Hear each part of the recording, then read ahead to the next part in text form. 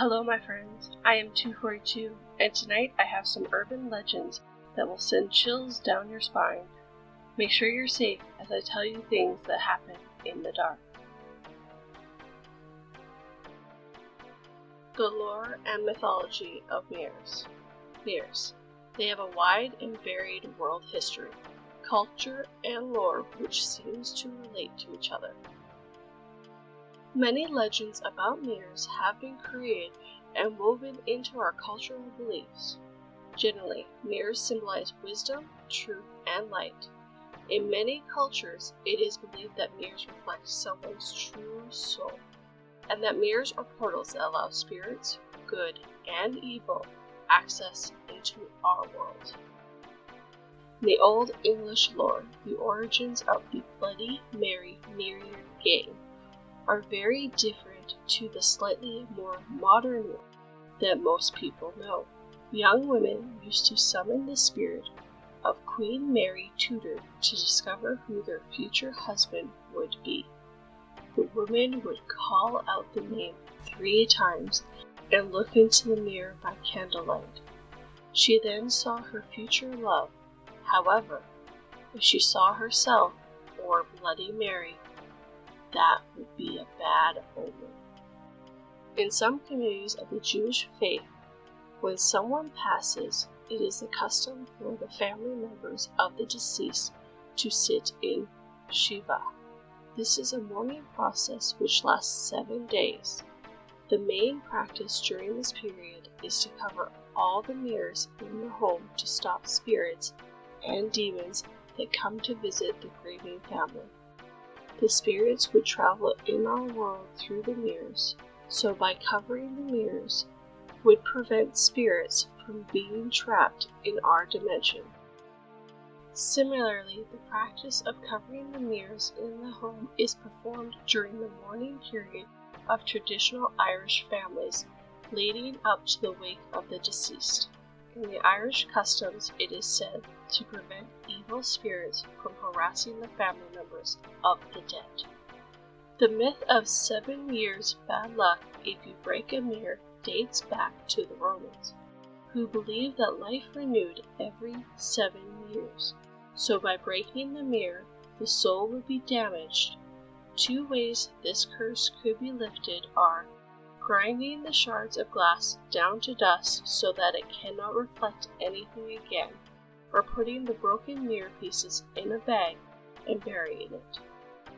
Many cultures believe mirrors are portals to and from the underworld or afterlife, allowing spirits to pass back and forth between our world and theirs. There are many myths that connect the dead ghosts and spirits to our world. It is said that if you look into a mirror in the dark by candlelight, you'll see all the spirits that remain in your home in the mirror's reflection. Also, if you place 2 mirrors facing each other in a dark room, you will create a portal for spirits.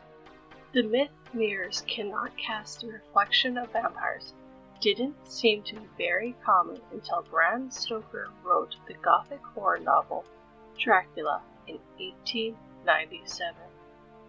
But after appeared to be a really well-known way to detect vampires.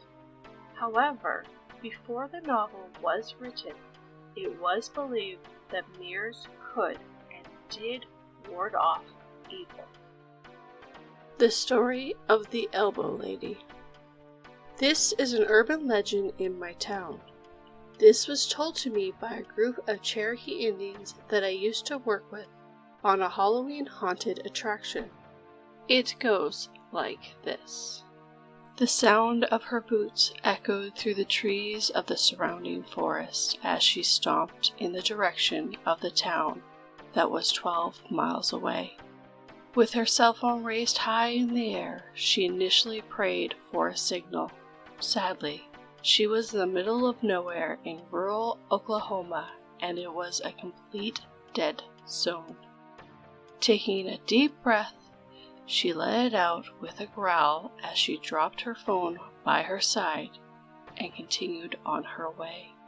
She didn't know what she ran over, but whatever it was shredded her tire and it flattened almost immediately. Luckily, she didn't freak out and was able to bring the vehicle to a stop on the shoulder without too much trouble. She had recently had a flat, and for some reason her jack was not in her car when she went to change the tire. Her father, being the safety-conscious dad, made sure she knew how to change a tire and her oil before she set out on her own. "You can't rely on others to do the hard stuff all the time, Tammy," he would say. She shook her head and cursed under her breath, knowing he'd be disappointed in her, but wishing he was there at the same time. Peering up the road, she sees the faint glimmer of headlights sneaking through the trees formed around a corner. Spirits lifting, she quickened the pace as she prepared to flag the vehicle down as its rumbling engines come ever nearer. As the truck rears around the corner, she stepped further into the road to flag them down. She jumped up and down, waving her illuminated phone around wildly in the attempt to get their attention. The truck barreled wildly towards her, and no matter what she did, it never seemed to slow. It happened so fast. 1 second she was flailing her arms, the next she knew she was flying. She watched as her phone skidded down the road in pieces before everything went black. She blinked with blurred vision, the distorted sounds of 2 men arguing in panicked voices, and crushed gravel as whomever paced along the gravel shoulder. She winced as she tried to prop her face off the rough pavement, but as she tried to move her arms, she found that they didn't respond. She was having troubles breathing, and the sound of her rattling breath scared her more. "Help! Help! Help me!" she croaked. She immediately began to scream as the rush of pain flooded her when she tried to move. She clenched her teeth, seeing red. Why didn't they stop? Why did they do this to me? She sees a dark-skinned man's face come into her field of view. His breath reeks of cheap liquor as he slurs to his partner. "She's still alive, Rogers," he announces as he waddles towards his friend. "No duh. Dead people don't scream, you idiot," Roger shouts back. Tammy begins to sit up and shouts to the obviously drunk individuals. "You will go to jail for this, you buttholes," she croaks out as forcibly as she could. God, if she makes it out alive, she's going to make sure these effers never see the outside of a jail cell again. Managing to get up on her elbows, she continues to shout at the men, shouting for them to help, shouting for them in anger, and basically just shouting because that's all Tammy could do. "I'm not going to jail for some stupid bee," the arrogant Roger hisses between his teeth. "Get in, Jerry," he shouts as he marches around the old beat-up truck. The light beam of the good headlights flicker as he went by it. Jerry followed suit, while asking him what he was doing. Tammy's blood ran cold as soon as she realized what this psycho was planning, and she began to try to drag herself off the road. Every movement caused her anguish, and with every scoot she tried, she hollowed in pain. Her legs were broken, she was certain of it. She couldn't feel anything below her knees. Looking back at the single beam of illuminating light behind her, she screamed as the engine roared like a rabid animal. It revved up and down for what seemed like forever, but was probably only a few minutes. Occasionally, she heard the men arguing, muffled by the sound of the motor. She continued to drag herself with her blood-soaked arms towards safety, as she knew she was in trouble and likely wouldn't see the dawn. As the tires squealed behind her, The last thought that went through her mind was how she would never see her family again. And before everything went black, the rage burned white hot with a final scream that pierced the night before it was cut short. Like her life. Roger sat in the driver's seat, staring at the struggling woman in the road with blind hatred. This stupid witch should have not been in the middle of the road at night if she didn't want this to happen. Jerry was yelling something in a drunken panic to his right, but it was all muffled. All Roger could hear was the roar of the engine of the old Chevy and his own ragged breaths. He didn't want to go back to jail. If the cops came, he would definitely have been in trouble with his lack of license and his intoxicated state. In one instance, he snapped and stomped the gas down to the floor. Before the squealing of the tires, all they heard was the woman screaming and cursing and telling them they were going to die in jail for this. F that, he thinks as he slams the truck in drive and rockets forward, hearing a thump as he hit her. Drunk and in a vengeful panic, he slams the truck in reverse and backs over her. He then rhythmically runs over her back and forth until the only sound that was made was the snapping of bones and the squishing of flesh. Backing up after the last pass, he found that the woman's legs were severed below the knee and the arms just below the elbow. She looked more like roadkill than a person. He then slammed the gas down one more time and sped off into the night. He knew that he must get rid of this truck and the vehicle would cease to exist by the time first light had come up. He smiles to himself as he just knows that once the truck is dismantled in a scrap pile, he'll be able to forget about this and move on with his life. In his smug sort of bliss, he didn't seem to notice the figure on all fours, bounding beside his truck. As the sun peeked through the forest, it shed light on the most gruesome scene. Cops and marshals littered the roadside. There were many emergency vehicles lining the highway with their lights doing a dance of their own upon the surroundings. All of them were surrounding what was left of the old Chevy truck.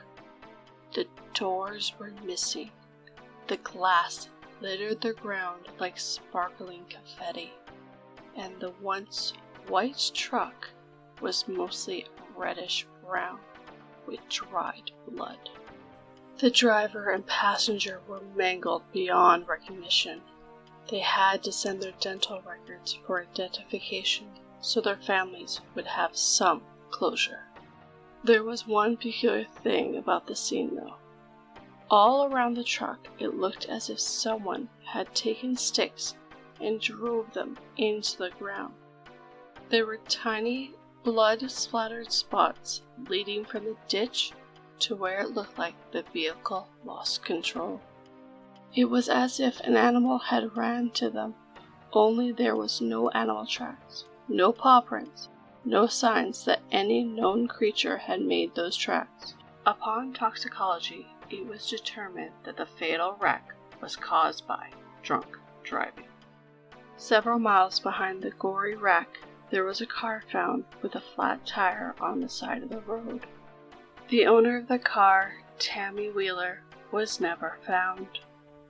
There was a bloody spot on the road a ways from the car, but with it being such a rural area, officials assumed the blood was made by an animal that was killed on the road and eaten by wildlife. Strangely, there were the same holes and bloody spots around the area, but no one could find the creature that made such a strange pattern. The vehicle was towed and collected by the family, but no one heard from Tammy Wheeler again. Not long after the incident, there have been many sightings of a creature that roams the area. The only people that ever saw it were partygoers trying to make it home. Frightened calls would come in to 911 claiming a strange creature was following them on the side of the road, only it wasn't an animal. It would try to run them off the road, and the victim would scream and cry to the operator before the operator would hear the devastating sound of a car crash, and the line would go dead. Every single person who called describing a strange creature on 911 would end up in a fatal car crash, and every single one would have been driving under the influence of alcohol. There have been no survivors. From the bits and pieces that emergency services can get from the calls, the description of the creature was a pale, black-eyed woman with a disfigured, bloody face and red, matted long hair, running beside their vehicle like an animal on all four stumps. The department soon dubbed the creature the Elbow Lady. The exposed bone of the creature's stumps it ran on seemed to catch the eye of the victims before the fatal crash. Drunk driving in the area has dramatically declined. The story has gone through the town. Do not drive drunk, or the Elbow Lady will get you. And no one makes it out alive. I hope you enjoyed those spine-chilling urban legends. The topic was picked by my Patreon, Chloe. If you want to pick a topic I read, please go to my Patreon. But of course, you can just come back and have me tell you more stories of night or day, and subscribe to my channel. Hit that like button or even share the video to help this channel grow. I'll see you next Sunday for more stories to give you chills. Good night, my friends, and sweet dreams.